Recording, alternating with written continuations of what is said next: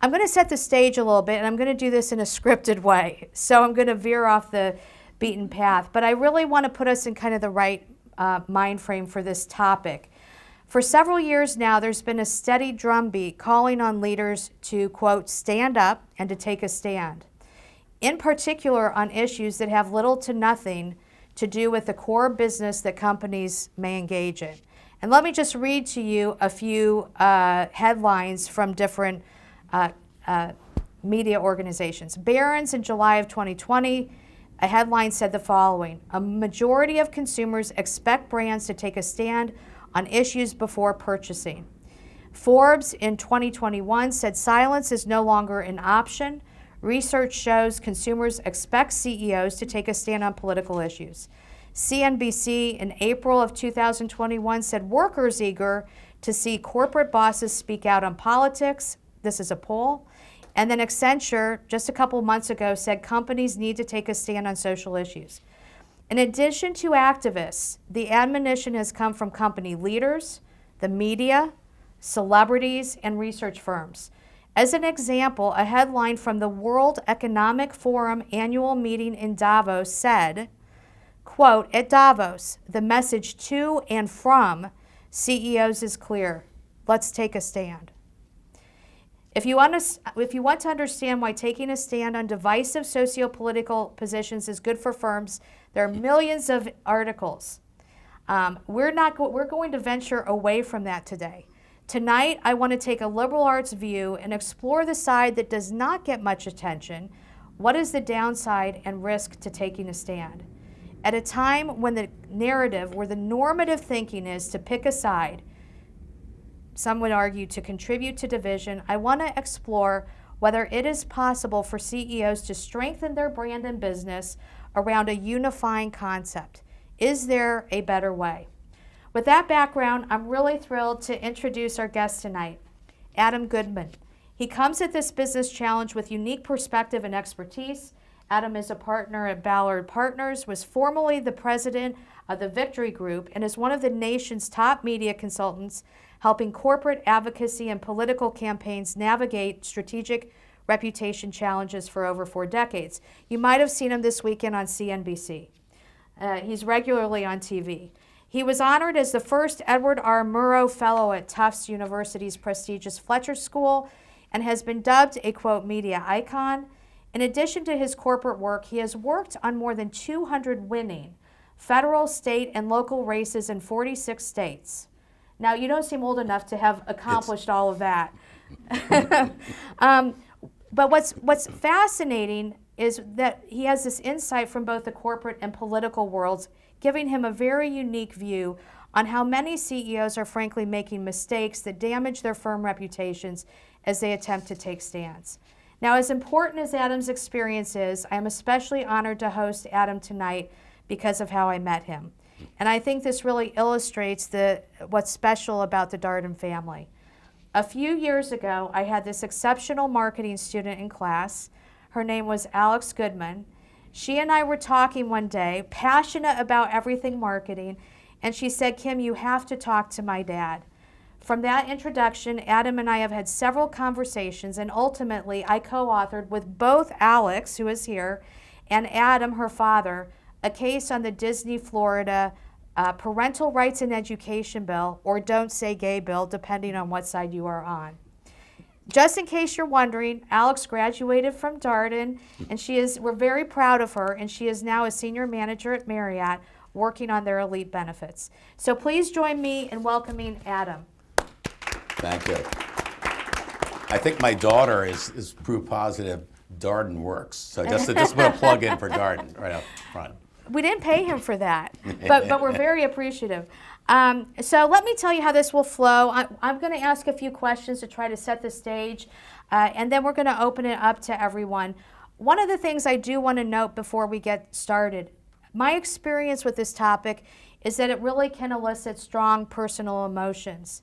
Tonight, the discussion is designed to focus on how to think about this from a C-level perspective, because we are in the midst of CEOs and CMOs struggling. They're trying to do things, they're trying to take the right stand, make the right decision, and we're seeing more often than not mistakes made.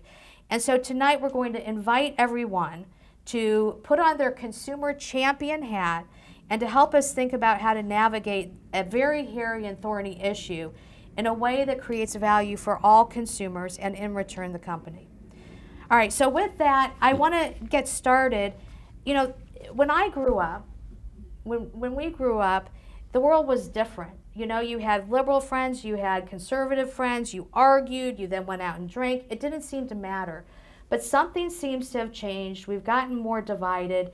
And by the way, somebody was saying earlier tonight, companies didn't used to be called on to take these stands. Right. Like, what's changed in society? What's the impetus? What's the context that's kind of driving this shift and this call for more companies to stand up? Well, you know, if you look at the midterms that we just went through, it was proof positive that people are more engaged than ever. They want to be a part of the conversation, and social media has allowed more direct participation in that. That's been an absolute rule breaker and game changer all at the same time.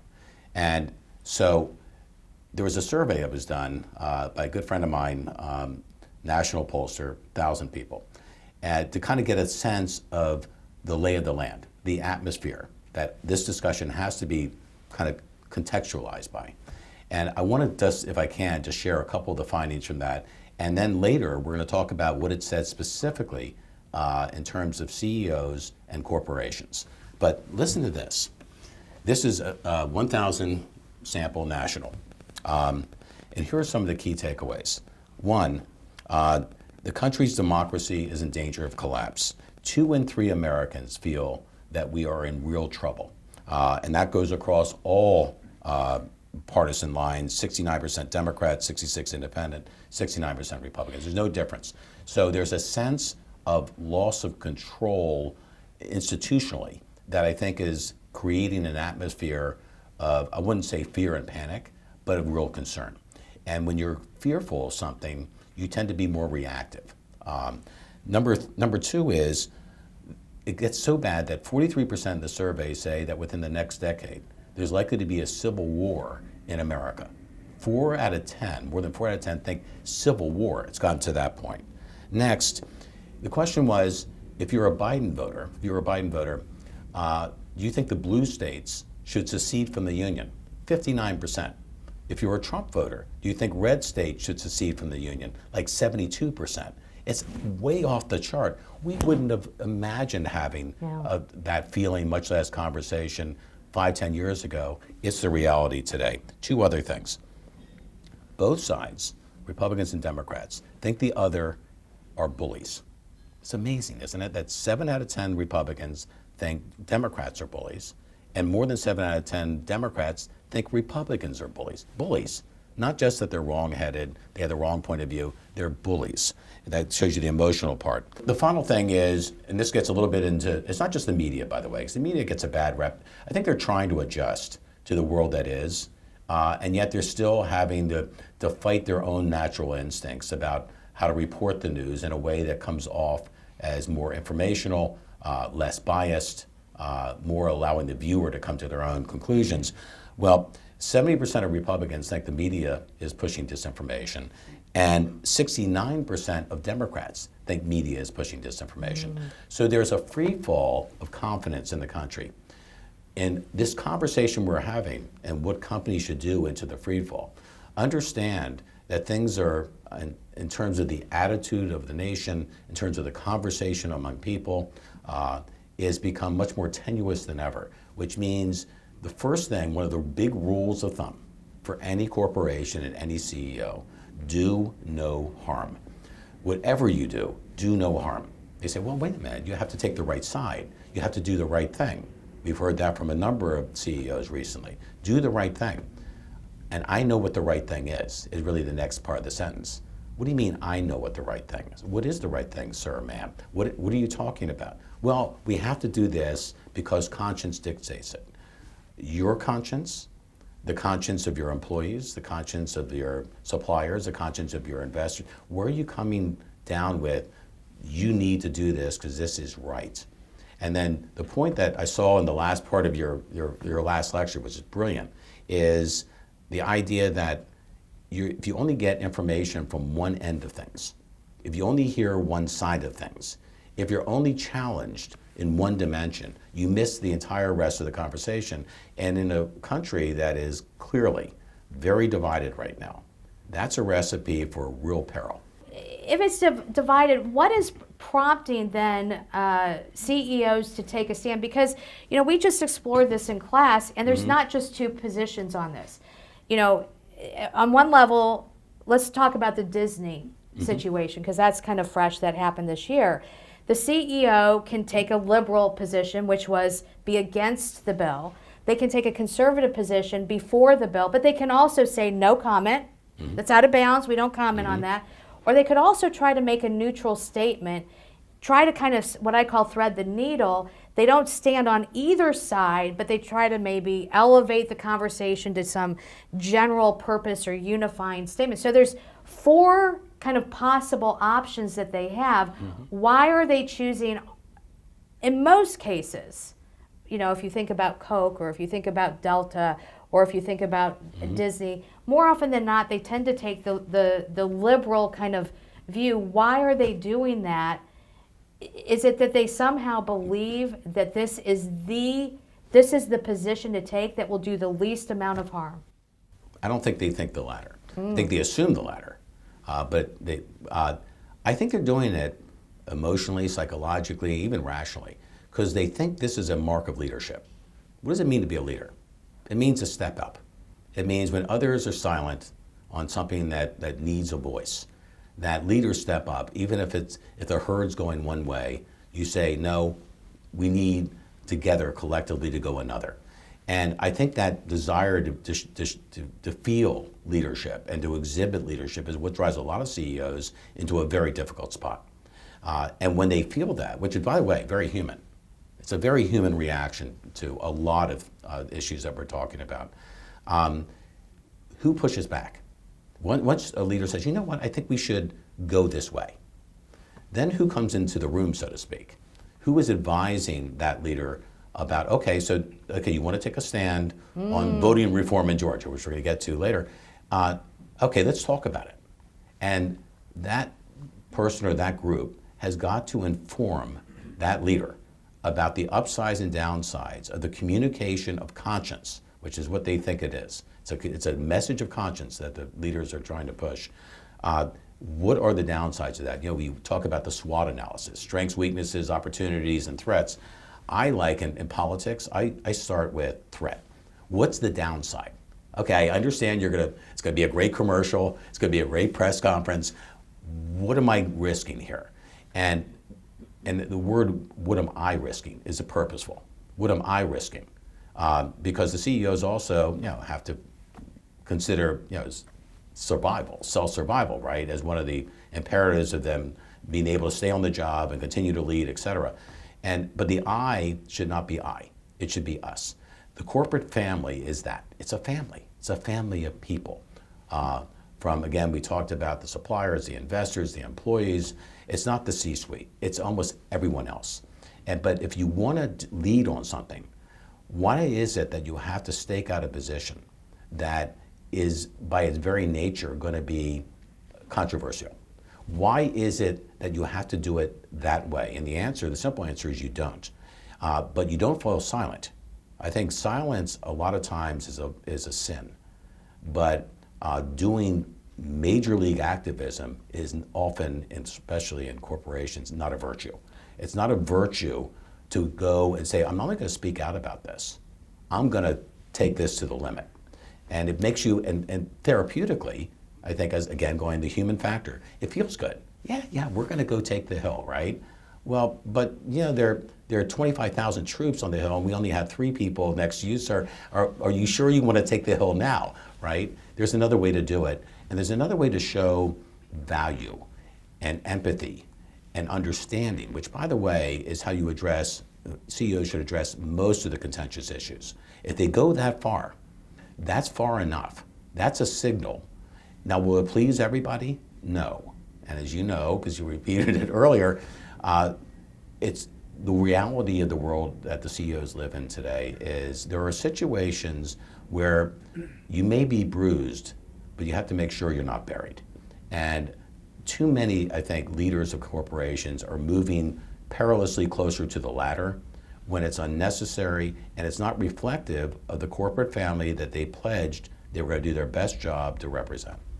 All right, so let's talk a little bit about the downsides of taking a stand, because I'm still, you said let's think about the threats, let's understand the risk, let's do no harm. Let's start by understanding the downside. So what are the downsides of taking a stand? Well, let's take an issue, for instance. Pick an issue, right? Anything that is somewhat divided in terms of public opinion. Take voting reform. Okay. Start there. What do you do to express your desire of backing the concept that everyone should have the ability to vote? That it's one of the most critical functions of a democracy, that allowing for access, allowing for the opportunity to vote should be imperative in any democracy, much less America, right? So say that's where you are. Okay. That's okay for you to say that everyone should play, everyone should be at the table. That is a common ground thought. Where you lose the common ground is where you stake something more specific, where you draw a line in the sand on something concrete that's very political. And you know what I'm talking about. The voting reform bills really now plural, in Georgia. And what happened there. And it was unnecessary. It was unnecessary damage, I think, in terms of corporate branding and image. It was unnecessary because on the face of it, you were in trouble once you said, I am against, and you put a number on it. So, what's fascinating about this topic is, like I mentioned, we're in the middle of trying to understand this. This is a newer phenomenon. CEOs are still struggling through it. I do think, to a certain extent, Roe v. Wade and the abortion issue this spring, summer, and frankly, on the heels of the Disney mistake, Disney saw their reputation drop from 77 favorability to 44 overnight. 6 weeks. In 6 weeks after they took a stance against the Florida bill. And then on the heels of that, you had the abortion issue. And I was working with a group of CEOs around that time. And they knew they did not want to take a stand on that. That was a killer. So we're in the middle of learning about this. What's now starting to come out is academic research that kind of puts a number on what you're talking about. There's now 4 or 5 studies across different domains that all say the same thing, that there's a negative asymmetric effect, that what happens is that the people who agree with you, let me give you a thought experiment. Pretend like it's Disney. Right. And you're on one side or the other, whatever side you're on. You either like the parental rights and education bill, or you are against it and you perceive it as a don't say gay bill. Now imagine if they take the position that you agree with. What happens is that's what you expect. And so there's not much upside on that. On what happens though, if they take the opposite side, there's significant downside. And so the net effect is a negative, both on brand reputation and then purchase intent, employee perception, investor perception. So you're seeing kind of the academic articles starting to line up and give some data to what you're suggesting. What is it? So I want to come back to why are CEOs doing this beyond kind of the conscience? And in particular, why are they tending to pick kind of one side more than the other side? Why is it that there is kind of this right side and wrong side, if you will? A couple of answers. One, peer pressure. Their peers, a lot of their peers feel a certain way and they want to go that way to remain popular within the flock. Number 2 is the loudest voices out there today. And this is one place where I think the media has shed its responsibility to be more responsible, has been feeding into extremism. Like one of the takeaways of the midterms, where Democrats actually outperformed expectations. They really did. And the Dobbs decision, having to do with Roe v. Wade, was a big part of that. But it was a bigger idea. That fell under an umbrella. The umbrella was extremism.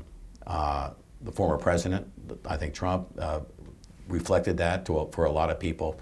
And I think that judgment should have opened up a lot of eyes. And the other thing about the midterms is everybody was involved. We used to say, well, the midterms like the off year.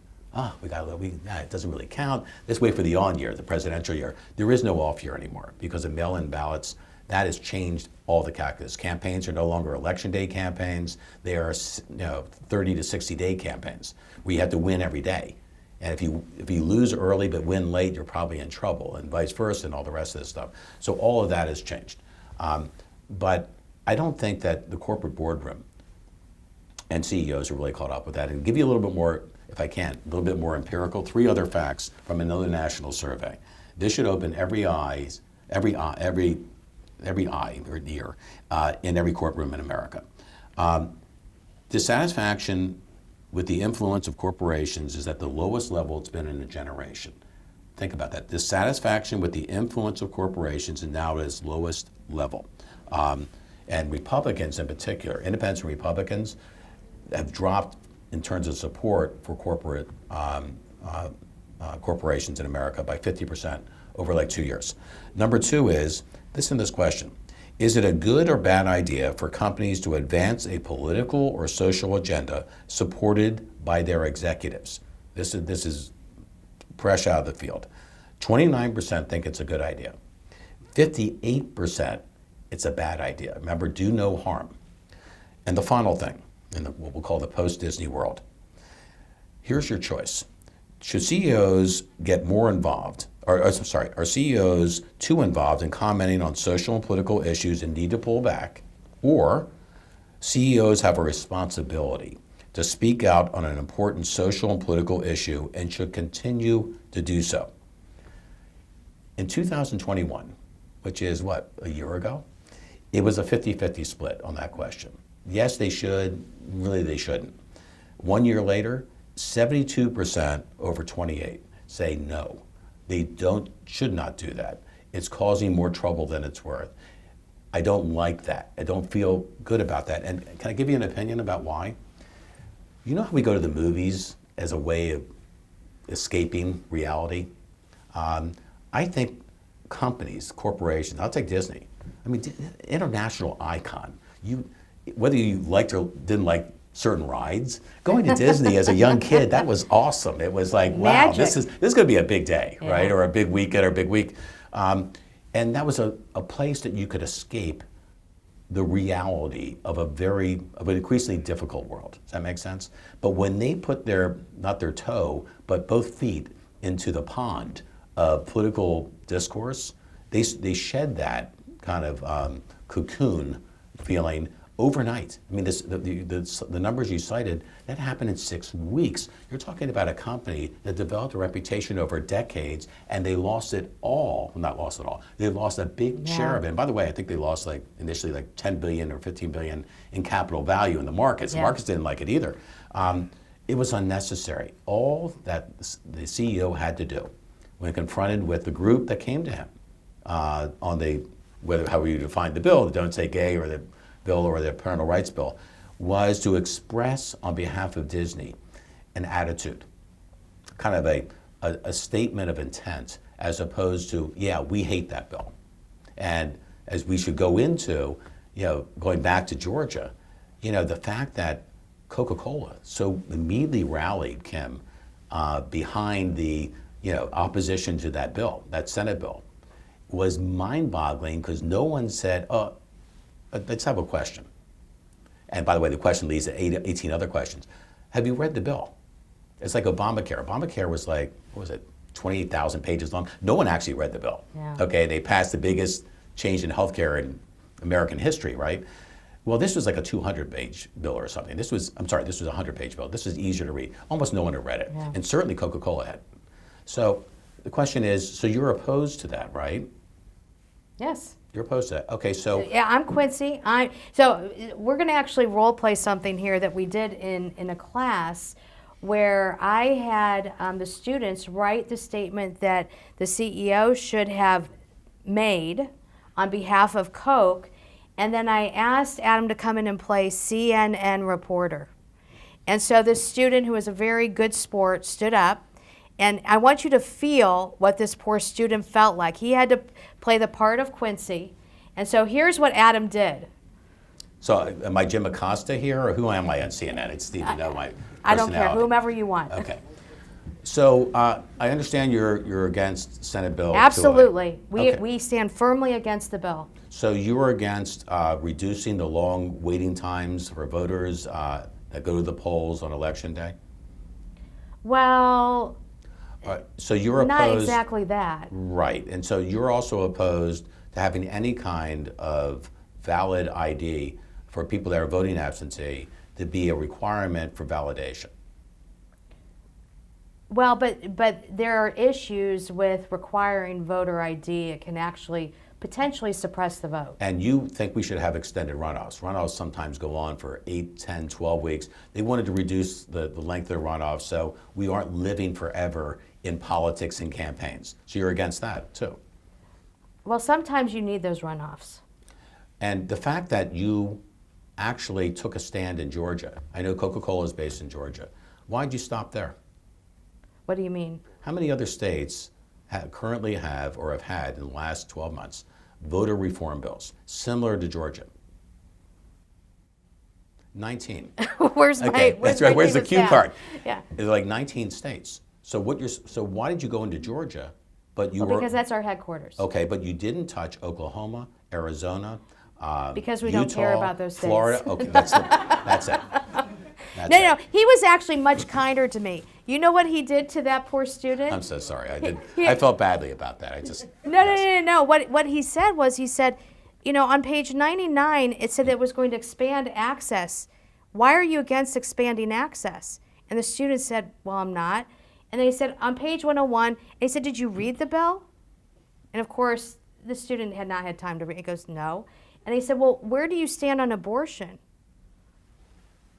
Where do you stand on economic reform? Here's 5 other bills that are in front of us. Where do you, Coke, stand on all of these very contentious bills?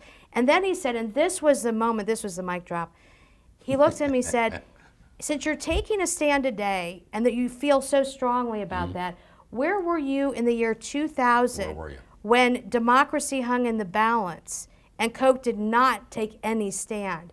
And the point that was so palpable is that when you take a stand, you enter a much bigger dialogue.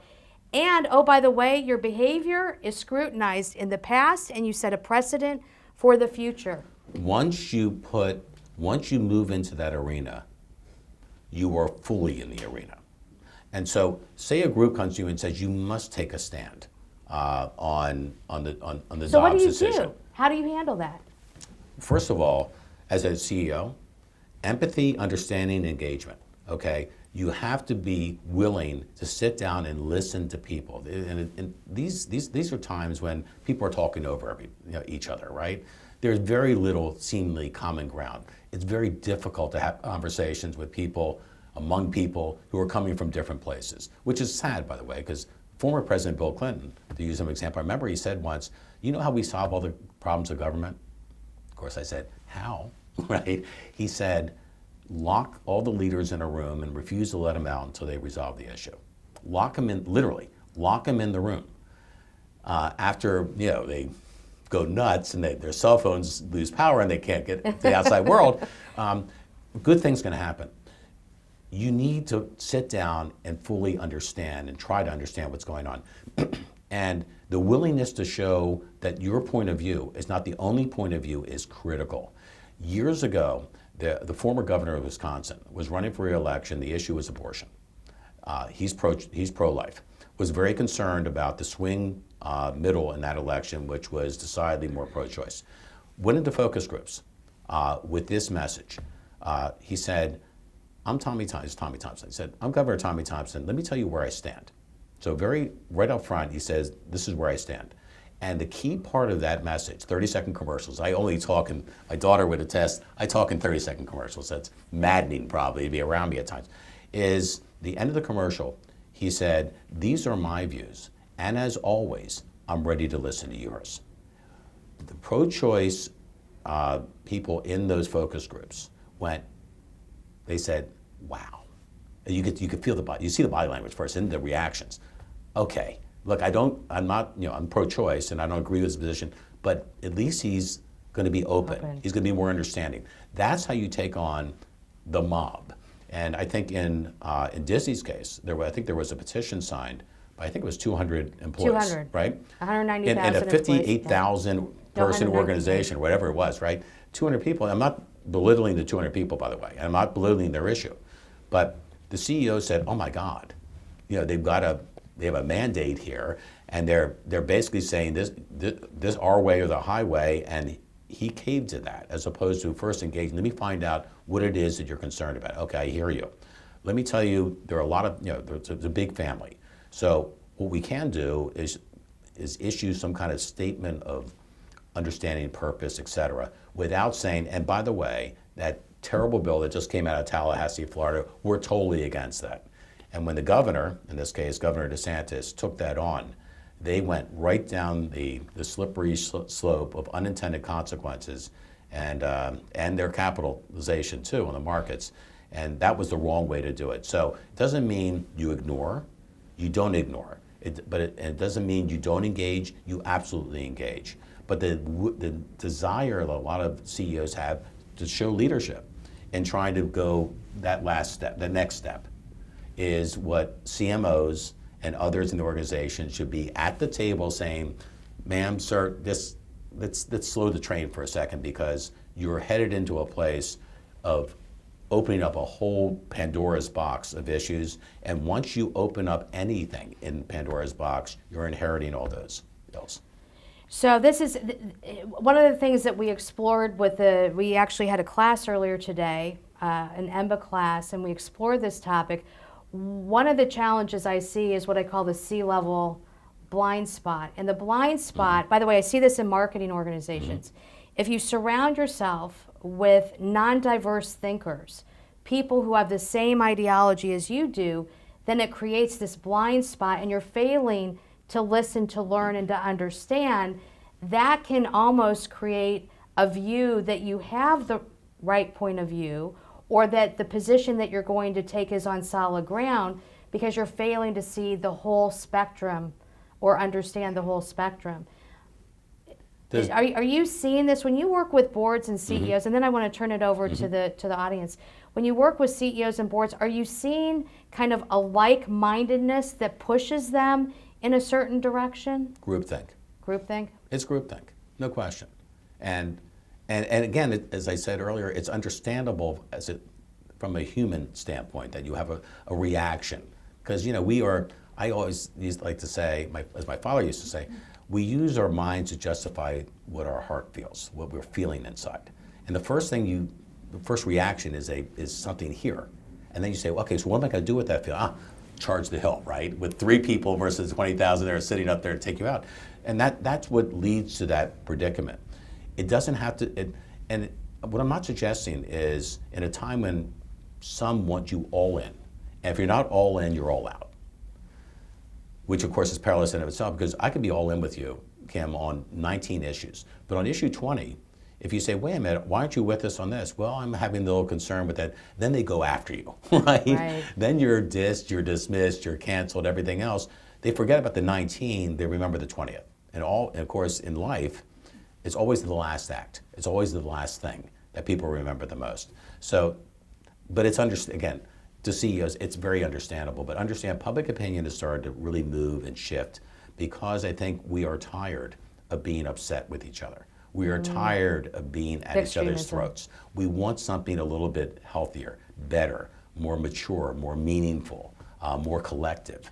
And I think that the CEOs of America, they understand that. They could lead that charge in a big way. Well, thank you so much for all of you for being here tonight for this special session. And especially, Adam, thank you for bringing your wisdom, your experience, your multiple decade experience to this, I think, important and evolving topic. We will learn more over the next months and years and hopefully help companies, C-level leaders, do a better job of navigating what is a very difficult and challenging issue. We need businesses to succeed for all the obvious reasons, and this is one place they can do a much better job of understanding what the dynamics are in the world and to get on top of it and lead in the way, I think, when they look in the mirror, they feel good about themselves and their role as the head of a company. Great. Thank you so much. Thank you.